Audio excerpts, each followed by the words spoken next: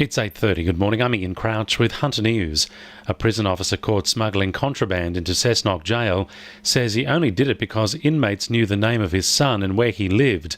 Bo Martin told police he felt pressured to bring in banned items such as tobacco and mobile phones into the prison. The Herald reports the 30-year-old met with at least 3 partners of inmates on the outside to collect the items and money for his services. Martin was arrested in December when he was found with a bag of drugs while trying to smuggle a sandwich press inside. He's due to be sentenced in May. A toddler who was mauled by a Great Dane at Mayfield on Tuesday night is recovering after surgery to reattach part of his ear. 3-year-old Tom Higgins was riding a bicycle on Anthill Street when the dog ran through an open gate and attacked him. The owner of the dog is assisting authorities with their investigation.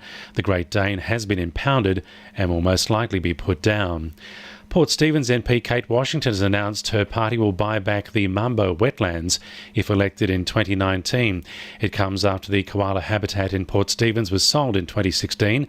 Kate Washington says a delegation of residents will be in State Parliament for today's debate, urging the government to buy back the land. We've now got 14,000 signatures on a petition that will see the Mumbo wetlands debated in Parliament, and I will speak with the voice of those 14,000 people, urging this government to do the right thing and buy it back before there is any development on that site.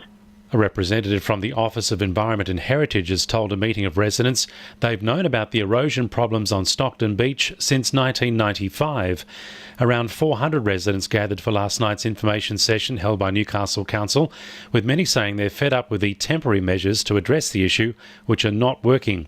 Beach erosion has become even worse, with East Coast Lows blamed for stripping a metre of shoreline away each year. Wallsend MP Sonia Hornery is questioning the Roads Minister on the data behind a move to reduce the speed limit on busy Newcastle and Griffiths roads. As of this Sunday, the arterial roads will have a 60 km/h speed limit enforced, down from 70 k's. The RMS blame a large number of crashes on the congested routes as justification for the change. However, there are community fears the slower limit may just compound peak hour traffic problems.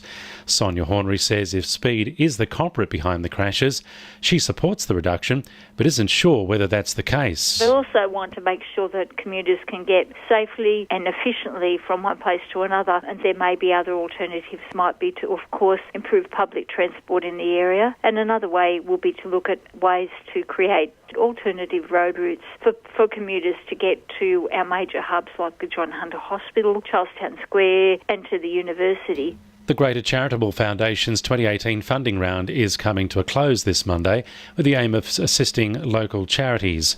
The foundation provides between $30,000 and $350,000 for up to 3 years, with successful applicants announced in July.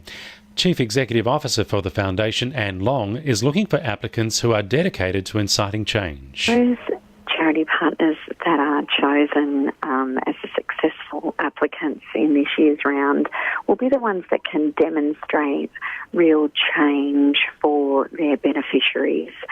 So we want to see, real life, tangible life change for people who are going to be receiving the funds.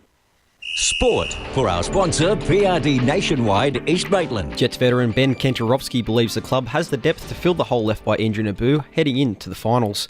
Naboo departed earlier this week after signing a lucrative deal with Japanese side Urawa Red Diamonds. Kentarowski says the boys are happy for Naboo's new opportunity despite the timing. At the end of the day, we're very happy for him, and he's worked very hard and he's going to be sorely missed. So it's a massive loss for us, but we've got some good players that hopefully will step up and take his role. And I think he said that he's left us, he's already said, but he's got something else to work towards in his career, and we wish him all the best. Knights recruit Aidan Guerra says he can't wait to play in front of his new home crowd for the first time tomorrow night. The former Rooster admits making the trip up to the Hunter was one of the toughest he's faced in his career. Guerra will be joined by Mitchell Pearce and Connor Watson as former Roosters making their debut for the club. And former jockey Alan Scores is hoping to become the first to ride and then train the winner of the Newcastle Newmarket. He'll saddle up outside of what could be in tomorrow's feature to be ridden by Grant Buckley. That's sport. I'm Josh Sim. And the winning numbers in Wednesday Lotto are 2, 1, 9, 45, 43 and 19, and the supplementaries are 6 and 27. 2NURFM News Time, 25 to 9.